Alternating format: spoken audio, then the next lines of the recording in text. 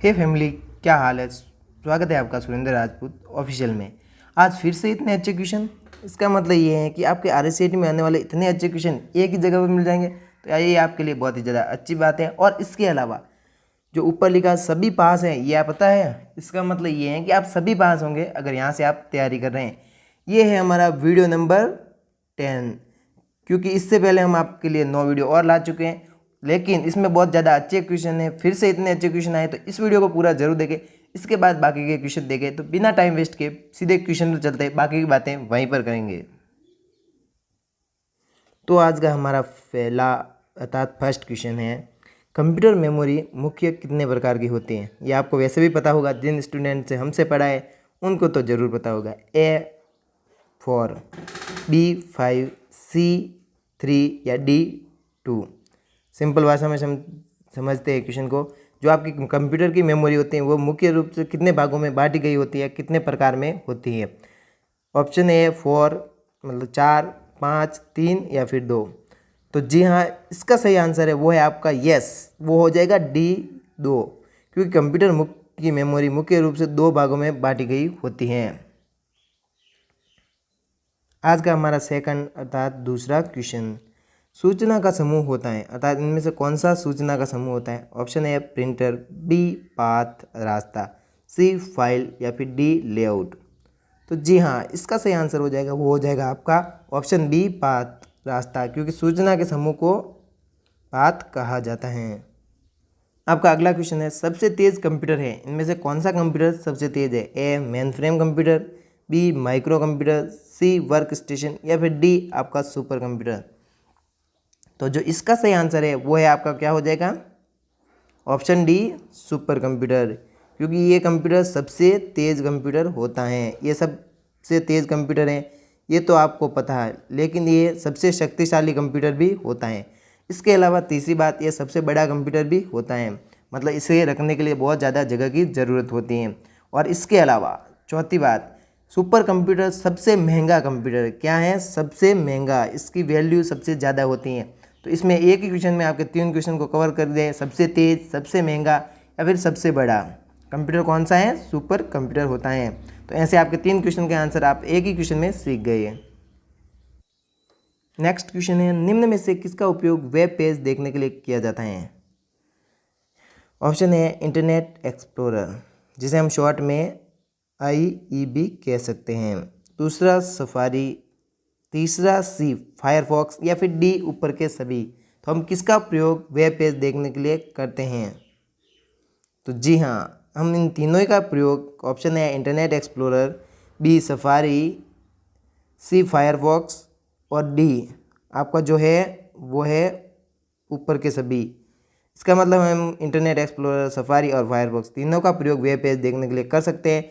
और इनको क्या कहा जाता है, इन तीनों को हम क्या कहेंगे, वेब ब्राउज़र। क्या कहेंगे, वेब ब्राउज़र, क्योंकि इंटरनेट एक्सप्लोरर, सफारी और फायरफॉक्स तीनों ही वेब ब्राउज़र है। अगर क्वेश्चन में पूछ दिया जाए कि इनमें से कौन सा वेब ब्राउज़र है, तो भी आपको यही ऑप्शन टिक करना है कि इंटरनेट एक्सप्लोरर, सफारी और फायरफॉक्स तीनों ही वेब ब्राउज़र होते हैं। तो 2 क्वेश्चन इसमें भी आपके कवर हो गए। कंप्यूटर में डिस्क कहाँ रखी जाती है।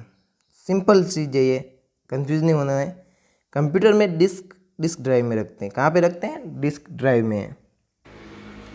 निम्न में से क्या मल्टीमीडिया में आता है, अर्थात जो ऑप्शन दिए इनमें से कौन सा मल्टीमीडिया में आता है। ए ग्राफिक्स, बी एनिमेशन, सी वीडियो या फिर डी ऊपर के सभी। तो मैं आपको बता दूं कि मल्टीमीडिया में आपका ग्राफिक्स तो आता है, एनिमेशन भी आता है, लेकिन वीडियो भी आता है, अर्थात आपके ये तीनों ही ऑप्शन मल्टीमीडिया में आता है, जिसके कारण इसका सही आंसर हो जाएगा वो हो जाएगा आपका ऑप्शन नंबर डी उपरोक्त सभी या ऊपर के सभी, क्योंकि ग्राफिक्स, एनिमेशन और वीडियो तीनों ही मल्टीमीडिया में आते हैं। सिस्टम सॉफ्टवेयर में निम्न के अलावा सभी शामिल है, अर्थात सिस्टम सॉफ्टवेयर में क्या क्या होता है। लेकिन इसमें क्वेश्चन में क्या पूछा, ध्यान से देखो, सिस्टम सॉफ्टवेयर में निम्न के अलावा सभी शामिल है, अर्थात इसमें आपको बताना है कि सिस्टम सॉफ्टवेयर में आप इसमें से क्या शामिल नहीं है। तो सिस्टम सॉफ्टवेयर में आपका ऑपरेटिंग सिस्टम आता है, जिसे शॉर्ट में हम OS कहते हैं। कभी भी पूछ ले OS का फुल फॉर्म क्या होगा, वो आपका ऑपरेटिंग सिस्टम होगा। बी डिवाइस ड्राइवर, ये भी सिस्टम सॉफ्टवेयर में आता है। सी यूटिलिटीज़, ये भी सिस्टम सॉफ्टवेयर में आता है। ऑप्शन डी डेस्कटॉप पब्लिशिंग, ये सिस्टम सॉफ्टवेयर में नहीं आता। और क्वेश्चन में क्या पूछा कि इनमें निम्न के अलावा कौन शामिल नहीं है, अर्थात कौन सा सिस्टम सॉफ्टवेयर में नहीं आता है। तो ये तीनों ही सिस्टम सॉफ्टवेयर के घटक हैं। किसके? सिस्टम सॉफ्टवेयर के। लेकिन डेस्कटॉप पब्लिशिंग सिस्टम सॉफ्टवेयर का घटक नहीं है, इसलिए इसका सही आंसर है वो है डेस्कटॉप पब्लिशिंग, क्योंकि ये आपके सिस्टम सॉफ्टवेयर में शामिल नहीं है और क्वेश्चन में भी यही पूछा गया है। डीपीआई का पूरा नाम है, अर्थात आपको बताना है कि डीपीआई का फुल फॉर्म क्या होता है। तो सिंपल इसका आंसर है वो हो जाएगा आपका ऑप्शन है डॉट पर इंच, क्योंकि डीपीआई का फुल फॉर्म डॉट पर इंच होता है। हमारे फुल फॉर्म वाले वीडियो का इंतजार करें, उसमें सभी कवर हो जाएंगे ऐसे क्वेश्चन। इसके अलावा फुल फॉर्म वाले वीडियो में कुछ नए फुल फॉर्म जोड़े गए हैं जो कि नए सिलेबस पर आधारित है, वो भी उस वीडियो में हम कवर करेंगे। तो चैनल को सब्सक्राइब कर दे ताकि वो नए वाले फुल फॉर्म वाले वीडियो भी देख सके और आप RSCT में आसानी से पास करने के साथ टॉप ऐसे करें जैसे कि खेल चल रहा हो। अगला क्वेश्चन, डिजिटल कंप्यूटर किस सिद्धांत पर कार्य करता है? तो इसका सही आंसर है वो है ऑप्शन है गणना, क्योंकि डिजिटल कंप्यूटर बाइनरी कोड में काम करता है जो कि 0 और 1 की फॉर्म में होता है, जो कि गणना करके करता है, जिसे ऑन ऑफ स्विच के तौर पे भी समझ सकते हैं। तो अपने को इतना दिमाग नहीं लगाना है। डिजिटल कंप्यूटर किस सिद्धांत पे काम करता है? तो सीधा सिद्धांत का मतलब गणना है, जो कि गणना के सिद्धांत पर काम करता है। नेक्स्ट क्वेश्चन है, डाटा संचरण की गति को मापने के लिए किसका उपयोग किया जाता है? वर्ग प्रति सेकंड, नैनो सेकंड, बिट्स प्रति सेकंड या डी मेगा सेकंड? तो आपका इसका सही आंसर है वो है सी बिट्स प्रति सेकंड। इसके अलावा MBPS में भी नापा जा सकता है, इसमें ऑप्शन नहीं है, इसका ऑप्शन यही सही है, लेकिन MBPS में भी नापा जाता है। मेगाबाइट प्रति सेकंड इस तरीके से भी नापा जा सकता है, बिट्स प्रति सेकंड में भी नापा जा सकता है। तो ऑप्शन अगर चेंज हो जाए तो डरना नहीं है, आपको वॉइस करना है जिसमें बिट्स प्रति सेकंड हो, अर्थात बिट्स प्रति सेकंड हो या फिर मेगा प्रति सेकंड हो, जिसे शॉर्ट में हम क्या कहेंगे MBPS। ये भी हो सकता है शॉर्ट में लिखा हो, यहाँ पे बिट्स प्रति सेकंड होगा तो BPS भी लिखा होगा, क्योंकि बिट्स प्रति सेकंड को शॉर्ट में ऐसे ही बोलते हैं। इस प्रकार आपको कंफ्यूज किया जाता है और स्टूडेंट बोलते फिर कि 2-3 क्वेश्चन आपके वीडियो से नहीं है, तो वो ऐसे ही थोड़े बहुत चेंज कर दिए जाते हैं, बाकी मिलते सभी हमारे वीडियो से हैं। इंटरनेट पर उपयोगकर्ता के प्रमाणीकरण का सबसे प्रचलित तरीका कौन सा है? इसको मैं सिंपल समझाता हूँ। जब भी आप इंटरनेट पर कोई भी वेबसाइट खोलते हैं या अपनी ईमेल आईडी को भी लॉगिन करते हैं, तो वहाँ पर आपकी ये ईमेल आईडी आपकी है, ये कैसे पता चलेगा? जैसे आपकी ईमेल आईडी आपकी है, ईमेल का पूरा नाम इलेक्ट्रॉनिक मेल होता है, तो उसके लिए हम किसका उपयोग करेंगे? हम अपना फ़ोटो बताएंगे? जी नहीं। कोडिंग, क्या हम पे वहाँ पे कुछ लिख के बताएंगे, कोड करेंगे, बहुत सारे कोड लिखेंगे अलग अलग? नहीं। कोडिंग का मतलब यहाँ से कंप्यूटर कोड से है, ना कि आप लिखने वाले पासवर्ड की बात होती है। सी है पासवर्ड, तो जी हाँ, यस, इसका जो सही आंसर है वो है सी पासवर्ड, क्योंकि इंटरनेट पर उपयोगकर्ता जो भी इंटरनेट यूजर्स हैं उसके प्रमाणीकरण का सबसे प्रचलित तरीका पासवर्ड होता है। अगला क्वेश्चन है, किसी फंक्शन को ऑन ऑफ करने वाली कुंजियों को कहा जाता है या कुंजियों का कहा जाता है? का लिखा लेकिन को है यहाँ पे, कुंजियों को क्या कहा जाता है? तो उन कुंजियों को सिंपल बता देता हूँ, टॉगल कुंजी कहा जाता है। किसी भी फंक्शन को ऑन करना हो या ऑफ करना हो, ऐसी कुंजी को टॉगल कुंजी कहा जाता है। जैसे कि आपका बहुत सारे होते हैं, जिसके बारे में हम एक स्पेशल वीडियो लाएंगे, वो होगा कीबोर्ड शॉर्टकट कुंजी। कौन सा? कीबोर्ड शॉर्टकट कुंजी वाला। तो आप उसके लिए इंतज़ार करें, वो आपको जल्दी मिल जाएगा। तो हमारे से जुड़े रहे ताकि हम वो वीडियो आपको बता सकें और आप टॉपर बन सकें। अगला क्वेश्चन है, कर्सर के बाईं ओर के अक्षर किस कुंजी से मिटाए जाते हैं? तो इसका सिंपल आंसर है वो है बी बैक स्पेस। एक बात इसको मैं तरीका समझाता हूँ कि कभी भी ऐसा क्वेश्चन आ जाए कि कर्सर के बाईं ओर के अक्षर किससे मिटाए जाते हैं, तो इनमें सिंपल है, बाई का मतलब बैक स्पेस और दाई का मतलब डिलीट। नहीं समझ में आया?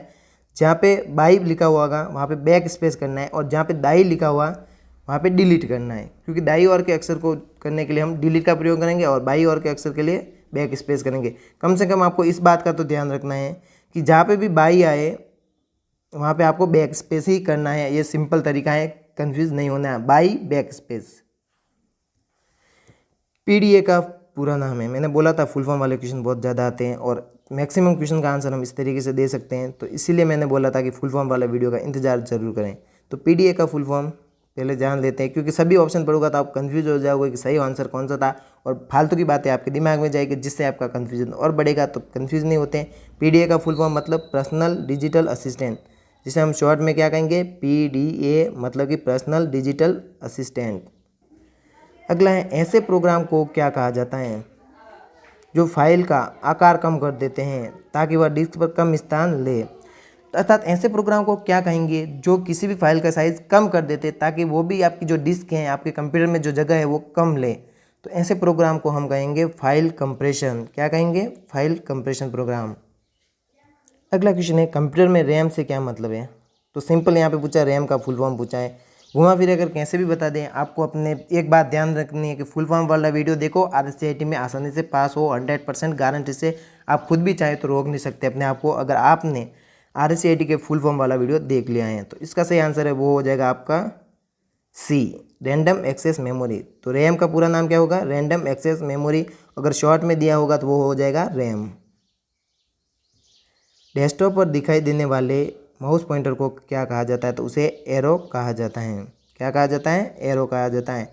इसके अलावा माउस पॉइंटर को और क्या कहा जाता है, तो क्या कहा जाता है, कर्सर कहा जाता है। तो माउस पॉइंटर को एरो, कर्सर कहा जाता है। लेकिन यहाँ पे क्वेश्चन में क्या पूछा गया है आपका, डेस्कटॉप पर दिखाई देने वाले, तो डेस्कटॉप वाले को एरो कहेंगे। क्या कहेंगे, एरो। इसके अलावा अगर ये भी दिया होगा, ये सभी वाला ऑप्शन आए कि माउस पॉइंटर को और क्या कहा जाता है, तो एरो भी कहते हैं, इसके अलावा कर्सर भी कहते हैं। अगर ए बी दोनों वाला ऑप्शन दिया हो तो आपको कर्सर और दोनों करना है, ना कि गलतफहमी में बना रखे। माउस पॉइंटर जो डेस्कटॉप पर दिखाया जाता है उसे एरो कहा जाता है। इसके अलावा दूसरी जगह और भी होता है जिसे कर्सर कहा जाता है। क्या कहा जाता है, कर्सर। तो माउस पॉइंटर को क्या कहा जाता है, अगर ऐसे पूछे कि केवल माउस पॉइंटर को कहा जाता है, डेस्कटॉप वाला नहीं हो, अगर ऐसे पूछा कि माउस पॉइंटर को क्या कहा जाता है, दूसरा ऑप्शन कर्सर है, और तीसरे ऑप्शन में ए और बी दोनों लिखा है, तो फिर क्या करना है आपको, ए और बी करना है, क्योंकि माउस पॉइंटर को एरो और कर्सर दोनों कहा जाता है। अगला क्वेश्चन है, कीबोर्ड, माउस, मॉनिटर और CPU को खाली स्थान कहा जाता है। क्वेश्चन को रिपीट करते हैं। आपका जो कीबोर्ड है, माउस है, मॉनिटर है, CPU है, को कहा जाता है, अर्थात क्या कहा जाता है, तो क्या कहेंगे बताओ। इनपुट डिवाइस है ये क्या, जैसे आपका कीबोर्ड इनपुट डिवाइस है, माउस इनपुट डिवाइस है, मॉनिटर आउटपुट डिवाइस है, तो इनपुट डिवाइस ये है नहीं, तो ये क्या है, सॉफ्टवेयर है, फ्रेमवेयर है, नेटवेयर है, या हार्डवेयर है। तो यस, इसका सही आंसर है वो है डी, क्योंकि कीबोर्ड, माउस, मॉनिटर, CPU सभी को हार्डवेयर कहा जाता है। तो इसका सही आंसर हो जाएगा डी, हार्डवेयर। अगला क्वेश्चन, निम्न में से को सा एक एप्लीकेशन नहीं है। थोड़ा गलत हो गया, निम्न में से, इसमें थोड़ा कंफ्यूजन है, यहाँ पे गलत लिखा। निम्न में से कौन सा एक एप्लीकेशन सॉफ्टवेयर नहीं है। इनमें से कौन सा एप्लीकेशन सॉफ्टवेयर नहीं है, Windows 7, adobe reader, page maker, notebook. चलो कंफ्यूजन दूर करते हैं, एप्लीकेशन सॉफ्टवेयर नहीं है। क्वेश्चन को ध्यान से देखो, एप्लीकेशन सॉफ्टवेयर नहीं है, तो आपका नोटपैड तो एप्लीकेशन सॉफ्टवेयर है, पेज मेकर भी एप्लीकेशन सॉफ्टवेयर है, और आपका एडोब रीडर भी एप्लीकेशन सॉफ्टवेयर है। तो ये तीनों ही एप्लीकेशन सॉफ्टवेयर, लेकिन विंडोज़ 7 एक OS है, ऑपरेटिंग सिस्टम है, ना कि एप्लीकेशन सॉफ्टवेयर है। तो इस कंप्यूटर में, सॉरी, क्वेश्चन में क्या पूछा गया है, एप्लीकेशन सॉफ्टवेयर नहीं है, तो विंडोज़ 7 आपका एप्लीकेशन सॉफ्टवेयर नहीं है।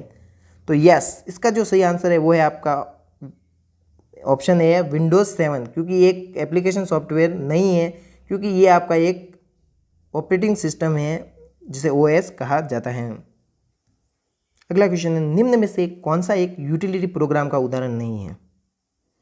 जिनको नहीं पता यूटिलिटी प्रोग्राम क्या है, तो इसके लिए हम एक बहुत ही ज़्यादा अच्छे वीडियो लाने वाले आगे, जिसमें सिंपल तरीके से इन सभी को समझाएंगे कि यूटिलिटी प्रोग्राम क्या होता है, आपका सिस्टम सॉफ्टवेयर क्या है, इसके अंदर डिस्क ड्राइवर होते हैं, किसके अंदर आते हैं, सब आपको अभी कन्फ्यूजन होगा क्या क्या है, पहली बार पढ़ रहे हो। लेकिन अगले कुछ वीडियो में हम इतने आसान तरीके से समझाएंगे कि कोई पागल इंसान भी उसे आसानी से समझ जाए और RSCIT में टॉप कर जाए, जिसने कंप्यूटर को अभी तक हाथ भी नहीं लगाया। पहले इसका आंसर जान लेते हैं, क्वेश्चन को रिपीट कर देते पहले। निम्न में से कौन सा एक यूटिलिटी प्रोग्राम का उदाहरण है। पहले आंसर है इसका सही, ए और बी दोनों। कैसे, यूटिलिटी प्रोग्राम में डिस्क क्लीनअप और वायरस स्कैनर दोनों ही आते हैं, जिसके कारण इसका सही आंसर ए और बी दोनों हो जाएगा, जो कि सी है, क्योंकि यूटिलिटी प्रोग्राम में आपका डिस्क क्लीनअप और वायरस स्कैनर दोनों ही आते हैं।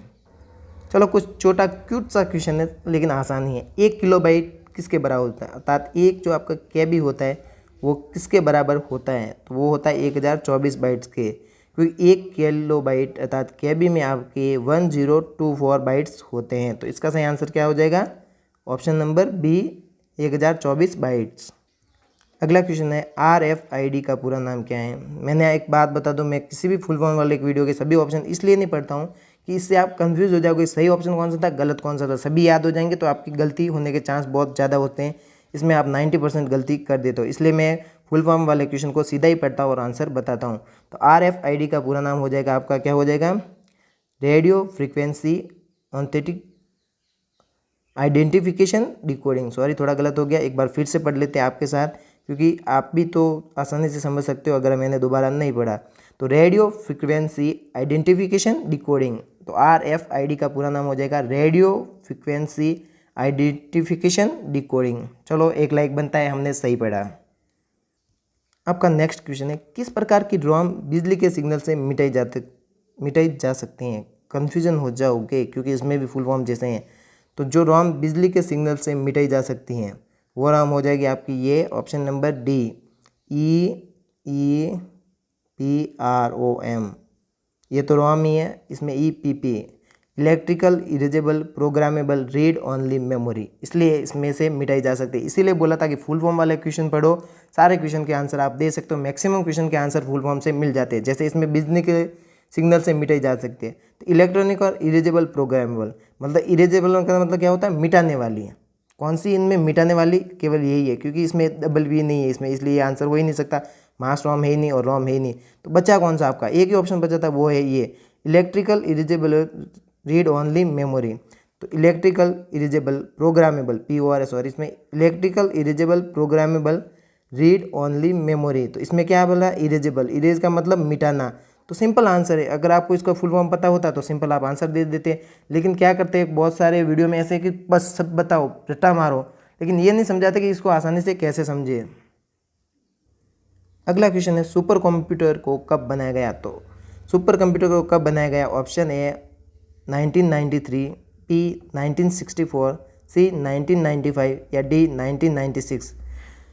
इसमें क्या करना है कि इसका आंसर आपको कमेंट में ही देना है। मैं इसका आंसर नहीं बताऊंगा और आप ही डिस्कशन करें। जिसने भी कमेंट में आंसर दिया है वो बताएगा कि सुपर कंप्यूटर को कब बनाया गया था, और कमेंट में आप कमेंट करके बातें करें कि इसका सही आंसर क्या होना चाहिए। प्रोसेसर एक इलेक्ट्रॉनिक डिवाइस होता है, सही बात है, सच बात है। प्रोसेसर एक इलेक्ट्रॉनिक डिवाइस ही होता है जो किसका बना होता है? Rubber, silicon, memory, input. देखो, रबर का तो बन ही नहीं सकता क्योंकि इलेक्ट्रॉनिक डिवाइस रबर से नहीं बन सकते। अब बचता है मेमोरी और इनपुट। तो इनपुट तो डिवाइस होते हैं जिसको हम इनपुट डिवाइस का नाम देते हैं, इसमें भी कोई ऐसा नहीं है कि अलग है, तो ये भी आपका नहीं हो सकता। अब बचा C, मेमोरी या सिलिकॉन। तो जी, यस, इसका सही आंसर है वो है आपका ऑप्शन बी, सिलिकॉन, क्योंकि प्रोसेसर हमेशा सिलिकॉन के बनते हैं जो कि एक इलेक्ट्रॉनिक डिवाइस होते हैं। नेक्स्ट, एक कोडिंग संरचना जिसमें अक्षर एक समांतर सलाखों की श्रृंखला में होते हैं, अर्थात ऐसा कोड जिसमें ऐसे ऐसे ऐसे वाले वर्ड होते हैं, और एक आपका QR कोड होता है जिसमें अक्षर बॉक्स होते हैं और उसमें डिज़ाइन बनी होती हैं। तो इसको तो QR कोड कहा जाता है। क्या कहते हैं? QR code. लेकिन इसको क्या कहा जाता है? QR कोड तो कहेंगे नहीं। तो अब बचा क्या है इसमें? तो इसका सही आंसर हो जाएगा वो है आपका C, बार कोड, क्योंकि जिसमें भी ऐसी ऐसी श्रृंखला होती है, समांतर श्रृंखला सेम साइज की, उसे बार कोड कहा जाता है। अगला क्वेश्चन है, कंप्यूटर में उपयोग होने वाली IC चिप किसकी बनी होती है? IC, कौन सी चिप? IC chip. इसका फुल फॉर्म क्या है, आपको पता है क्या? तो पहले, कंप्यूटर में उपयोग होने वाली IC चिप किसकी बनी होती है? ए चांदी, स्टील, सिलिकॉन या D प्लास्टिक। तो IC का मतलब होता है इंटीग्रेटेड सर्किट। क्या? IC को शॉर्ट में कहा जाता है IC, बाकी इसका फुल फॉर्म है इंटीग्रेटेड सर्किट, और इसका सही आंसर है वो सिलिकॉन। क्योंकि कंप्यूटर में IC चिप हो, कौन सी भी चिप हो, चिप या प्रोसेसर का नाम आए, माइक्रो प्रोसेसर, किसी भी, तो आपको वहाँ पे सिलिकॉन ही करना है, क्योंकि सिलिकॉन के अलावा प्रोसेसर किसी से बन ही नहीं सकते। तो इसका सही आंसर है option C, silicon. Micro processor के मौलिक घटक हैं, अर्थात माइक्रो प्रोसेसर के मौलिक घटक क्या है? कंट्रोल यूनिट, जिसे शॉर्ट में CU कहा जाता है, कंट्रोल यूनिट।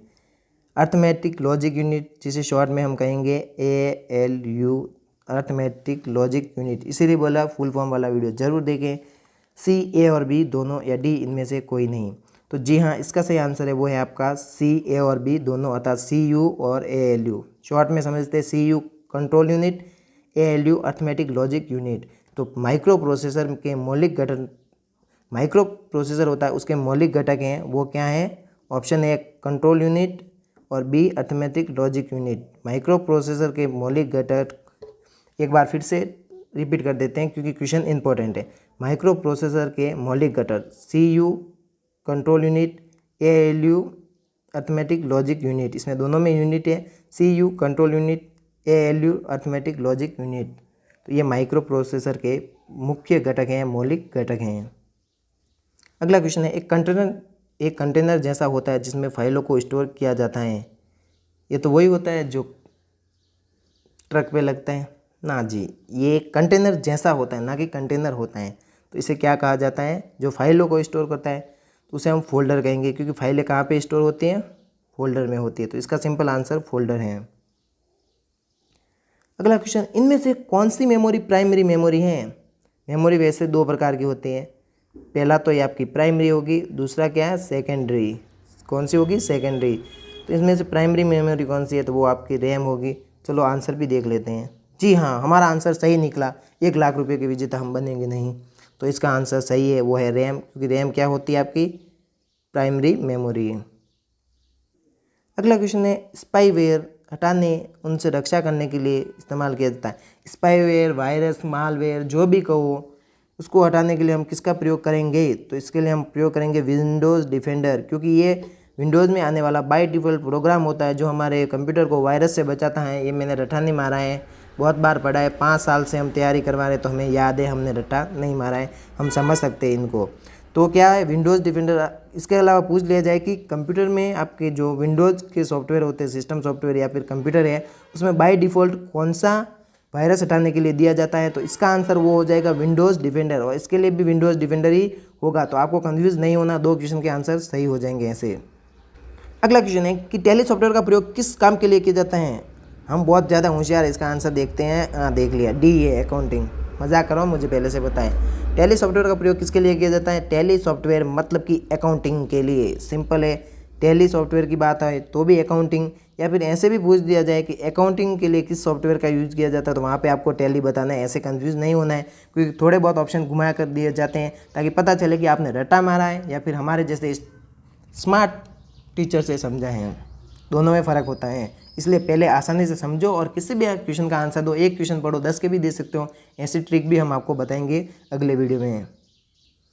अगला क्वेश्चन है, शिक्षा के क्षेत्र में कंप्यूटर का उपयोग है, अर्थात एजुकेशन में कंप्यूटर का क्या उपयोग है? इसके अलावा आपका जो मोबाइल है, PC है, उसका मतलब पर्सनल कंप्यूटर होता है, और मोबाइल भी एक क्या होता है? कंप्यूटर ही होता है। तो हम स्मार्ट क्लास ले सकते हैं, जैसे आप हमारी क्लास ले रहे हैं, इसमें स्मार्ट तरीके से हम समझा रहे हैं, क्योंकि हम इसके बीच में ऐसे प्रयोग कर रहे हैं, हमने आपको ऐसे समझा रहे हैं। तो ये क्या होगी? आपकी स्मार्ट क्लास। तो आप स्मार्ट क्लास ले सकते हैं। डिजिटल लाइब्रेरी, अर्थात कोई भी बुक ऑनलाइन पढ़ सकते हैं, वो भी PDF के रूप में, PDF के रूप में। तो ऐसे आप PDF के रूप में कोई भी बुक पढ़ सकते हैं। अनुसंधान, शॉर्ट में समझे तो रिसर्च कर सकते हैं। जैसे मान लो आपको कोई भी प्रोजेक्ट बनाना है तो उसके लिए आप रिसर्च भी कर सकते हैं। तो ये सभी काम हम कहाँ से कर सकते हैं? शिक्षा के क्षेत्र में कंप्यूटर का उपयोग तो स्मार्ट क्लासेज में होता ही है, डिजिटल लाइब्रेरी में होता ही है, अनुसंधान में होता ही है, हमारी स्मार्ट क्लास में भी हो रहा है। इस प्रकार इसका सही आंसर है वो ऑप्शन डी, ये सभी, क्योंकि शिक्षा के क्षेत्र में कंप्यूटर का उपयोग रिसर्च, अनुसंधान में, डिजिटल लाइब्रेरी में और स्मार्ट क्लास सभी में होता है। अगला क्वेश्चन है, database program, word processor, web browser जैसे सॉफ्टवेयर किस श्रेणी में आते हैं? अर्थात आपका डाटाबेस प्रोग्राम होता है वो वर्ड प्रोसेसर और वेब ब्राउजर जैसे सॉफ्टवेयर की श्रेणी में आते हैं। अर्थात ये सॉफ्टवेयर किस श्रेणी में आते हैं? तो ये आपके श्रेणी बन जाएगी एप्लीकेशन सॉफ्टवेयर। इसमें थोड़ा कंफ्यूज करने की कोशिश की है, सिंपल समझाता हूँ। Database program, word processor, web browser software किस में आते हैं? यहाँ पे लिखना, श्रेणी को छोड़ो, किस में आते हैं? तो ये एप्लीकेशन सॉफ्टवेयर है, या फिर ये कौन से सॉफ्टवेयर है? Application software. तो भी इसका आंसर यही होगा कि डाटाबेस प्रोग्राम, वर्ड प्रोसेसर कौन से सॉफ्टवेयर हैं? तो ये एप्लीकेशन सॉफ्टवेयर होते हैं या एप्लीकेशन सॉफ्टवेयर की श्रेणी में आते हैं। इससे कोई फ़र्क नहीं पड़ता कि श्रेणी बोलो या उसमें आते हैं, तो वो इसमें ही आएंगे। Database program, word processor, web browser, इसका मतलब क्या है? Application software. तो जी हाँ, 1 करोड़ के क्वेश्चन के साथ हम इस वीडियो को चला रहे हैं। कंप्यूटर का बुद्धिमत्ता स्तर कितना होता है, इसका IQ कितना होता है? तो कंप्यूटर में कोई भी अक्ल नाम की चीज़ नहीं होती है। उसे चलाने के लिए हमारे जैसे स्मार्ट बच्चे की नहीं, स्मार्ट टीचर की ज़रूरत होती है, और पढ़ाने के लिए आप जैसे स्मार्ट बच्चों की ज़रूरत होती है। इसके तरीके से हम इसका आंसर जान लेते हैं, और स्मार्ट बच्चे क्या करते हैं? सीधा देख लेते हैं, वो है ऑप्शन डी 0, क्योंकि कंप्यूटर का IQ कितना होता है, ये थोड़ा गलत वाला 0 बन गया, ये तो हो गया, नहीं 0 ही होता है ऐसा वाला। ठीक है, चलते हैं अगले वीडियो में, सॉरी अगले वीडियो में नहीं, अगले क्वेश्चन पर। सॉरी, क्वेश्चन ख़त्म हो चुके हैं। इसके अलावा हम आपको बता दें कि हमने बीच में बताया डी लिख दिया है, P बना दिया, DF का फुल फॉर्म क्या होता है। अगर आपको पता है तो कमेंट में ज़रूर बताएं। तो आज के इस वीडियो में बस इतना ही। इसके अलावा एक इम्पोर्टेंट बात, एक सबसे ज़रूरी बात बताना तो भूल ही गया कि आप हमारे जो भी आपका पेपर होगा उसके बाद हमारे इंस्टाग्राम आईडी है सुरेंद्र राजपूत ऑफिशियल, इसको फॉलो करें और अपना पेपर यहाँ पर ज़रूर भेजें ताकि हम इसके आंसर की बना सकें और आपको पता चल सके कि आपके कितने आंसर सही हुए। इसके अलावा एक इम्पोर्टेंट बात ये है कि आप हमारे बारे में जानना चाहते हैं कि हम क्या करते हैं, कैसे थे, कहाँ से बढ़े, अब अभी हम क्या कर रहे हैं, तो इसके लिए आप हमें जानना चाहते हैं सुरेंद्र राजपूत ब्लॉग ज़रूर देखें। बाकी आज के इस वीडियो में बस इतना ही। वीडियो अंत तक देखने के लिए आपका बहुत बहुत धन्यवाद। बाकी जय हिंद, वंदे मातरम, टेक केयर, अपना ध्यान रखिए, बाकी बाय।